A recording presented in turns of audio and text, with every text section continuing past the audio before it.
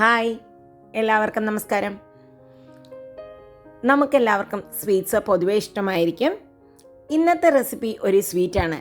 ഈ സ്വീറ്റിൻ്റെ പ്രത്യേകത നമ്മളിതിനെ ഒട്ടും തീ കത്തിച്ചിട്ടേ ഇല്ല എന്നുള്ളതാണ്. ഇത് ഈവൻ കുട്ടികൾക്ക് പോലും ഉണ്ടാക്കാം. ഇതിൻ്റെ പേര് കോബി ബാർ എന്നാണ് ഞാൻ ഇതിന് പേരിട്ടിരിക്കുന്നത് കേട്ടോ.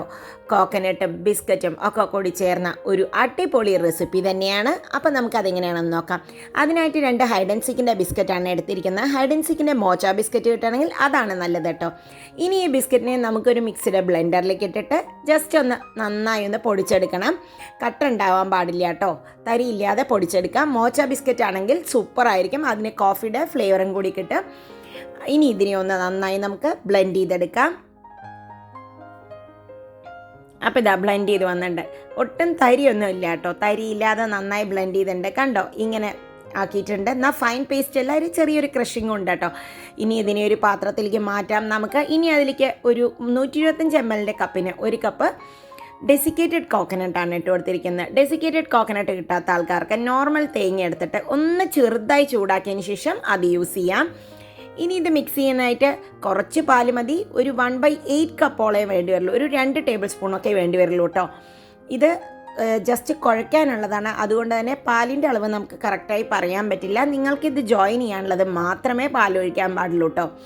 ഇത് ബിസ്ക്കറ്റ് ആണെന്നോ തേങ്ങയാണെന്നോ ഒന്നും തോന്നില്ല. ബൈ ചാൻസ് ഇത്തിരി വെള്ളം കൂടി, പാലിൻ്റെ അംശം കൂടിയും തോന്നുകയാണെങ്കിൽ നിങ്ങൾക്കതിലേക്ക് കുറച്ചും കൂടി തേങ്ങ ഇട്ട് കൊടുക്കാം. ഇനി നമുക്ക് ഇതിനെയൊക്കെ നന്നായി കുഴച്ച് വന്നിട്ടുണ്ട്. ഇനി ഇതിനെ ഒന്ന് പരത്തിയെടുക്കണം. പരത്തുമ്പോൾ അവിടെയും ഇവിടെയൊക്കെ പൊട്ടുന്നൊന്നും തോന്നിക്കഴിഞ്ഞാൽ ഒന്നും വിഷമിക്കേണ്ട ആവശ്യമില്ല. അതിനെ നമുക്ക് കൈകൊണ്ട് തന്നെ ഇതുമാതിരി ഒന്ന് എല്ലാവിടേക്കും സെറ്റ് ചെയ്യുക. എന്നിട്ട് നമുക്കിതിനെ നന്നായി എല്ലാവിടും ഈക്വൽ ആവുന്ന രീതിയിൽ പരത്തി കൊടുക്കാം. ഇത് ഇങ്ങനെ കഴിക്കാൻ നല്ല ടേസ്റ്റ് ഉണ്ട്. ഇത് ബിസ്ക്കറ്റ് ആണെന്നോ കോക്കനട്ട് ആണെന്നോ ഒന്നും തന്നെ നിങ്ങൾക്ക് തിരിച്ചറിയാൻ പറ്റില്ല. നല്ലൊരു ടേസ്റ്റി ഗസ്റ്റൊക്കെ വരികയാണെങ്കിൽ വളരെ പെട്ടെന്ന് തയ്യാറാക്കാം. ഇപ്പോൾ കണ്ടോ, കറക്റ്റായിട്ട് ഞാൻ ഇതിനെയൊക്കെ ഷേപ്പ് ചെയ്തിട്ടുണ്ട് എല്ലാ സ്ഥലവും. ഇനി നമുക്കിതിനെ ഒന്ന് തണുപ്പിക്കാൻ വെക്കണം. അപ്പോൾ അതിനായിട്ടൊരു ട്രേയിലേക്ക് കുറച്ച് ഡെസിക്കേറ്റഡ് കോക്കനട്ടിനെ ഇതുപോലെ ഒന്ന് അടിയിലിട്ടിട്ടുണ്ട്.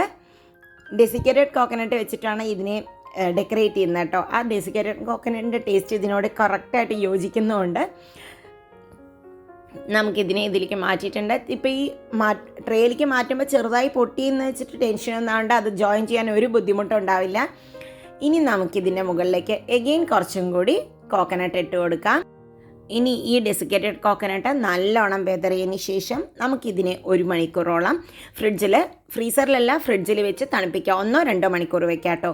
ഇത് 1 മണിക്കൂർ കഴിഞ്ഞിട്ട് എടുത്തിട്ടുണ്ട്. ഇനി നമുക്കിതിനെ കട്ട് ചെയ്തെടുക്കാം. നിങ്ങൾക്കിപ്പോൾ ഇത് കട്ട് ചെയ്യേണ്ട ബാറായിട്ടല്ല ഇഷ്ടമെങ്കിൽ നിങ്ങൾക്കിതിനെ വേണമെങ്കിൽ ഉരുട്ടിയിട്ട് ഈ ഡെസിക്കേറ്റഡ് കോക്കനട്ടിൽ റോൾ ചെയ്യുകയും ചെയ്യാം. അങ്ങനെയും ചെയ്യാം. ചെറിയ ചെറിയ ബോളുകൾ പോലെ ആയിട്ട് ലഡ്ഡു പോലെയും ഉണ്ടാക്കിയെടുക്കാം കേട്ടോ.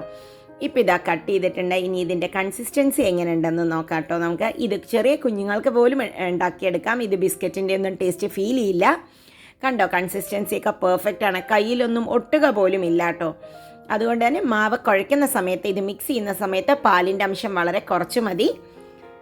ഇതിവിടെ ഉണ്ടാക്കി വെക്കേണ്ട താമസം തീരട്ടോ. നിങ്ങൾക്കിത് എപ്പോഴെങ്കിലും വെറുതെ ഇരിക്കുമ്പോൾ ബിസ്ക്കറ്റ് ഉണ്ടെങ്കിൽ ട്രൈ ചെയ്ത് നോക്കാം. അപ്പോൾ ഇന്നത്തെ റെസിപ്പിയും നിങ്ങൾക്ക് എല്ലാവർക്കും ഇഷ്ടപ്പെട്ടു എന്ന് ഞാൻ വിചാരിക്കുന്നു. വളരെ ഈസിയും ടേസ്റ്റിയുമാണ് ഈ ഡെസേർട്ട്. അപ്പം നമുക്ക് വീണ്ടും അടുത്ത വീഡിയോയിൽ കാണാം. ബൈ. Thank you.